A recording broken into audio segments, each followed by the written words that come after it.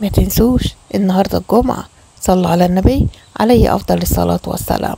وما تنسوش كمان تطلعوا لهم لقمة طيبة، أكيد اللقمة من إيديكم هتكون دايما طيبة، وياريت نطلع لهم نفس اللقمة اللي احنا بناكل منها بالظبط. مش مهم الكمية، المهم تكون بنفس راضية، وإن احنا نطلعها. حاولوا إن احنا نطلعها كل يوم كل فترة، بس ياريت ما تنسوش تعملوا لهم لقمة طيبة ولقمة هنية. هم على فكرة مش محتاجين لنا قوي، بس أكيد نفسهم في لقمة طيبة.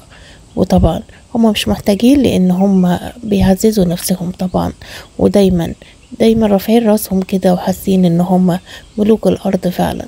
هما مش حاسين ان هما عندهم اي حاجة ناقصة، هما فعلا عندهم عزة نفس. فنحاول كده نطلع لهم لقمة طيبة، نطري بس كده على قلبهم، ولقمة طيبة من اللي احنا بناكل منها، علشان بإذن الله ربنا يدينا كده من طعام أهل الجنة. وكمان نقدر نروح الأراضي المقدسة ونشرب كده مية زمزم، وربنا يسقينا كده من كل خير. ويا رب دايما ايديكوا فيها الخير دايما. فحاولوا ان انتوا تطلعوا لهم لقمة طيبة، وما تنسوش الصلاة على النبي عليه أفضل الصلاة والسلام.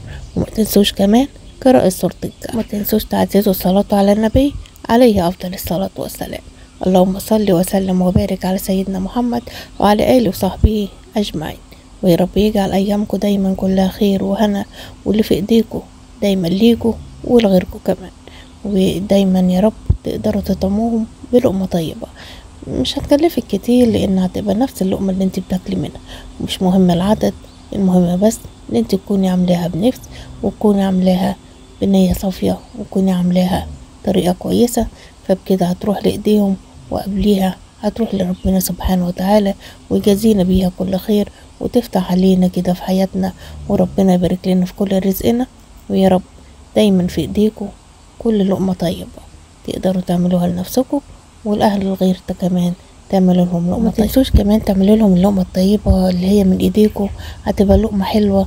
وحاولوا ان انتوا تعملوها كل فترة صغيرة، يعني على الأقل كل أسبوع مرة، وطبعا بحسب إمكانياتكم وحسب الظروف.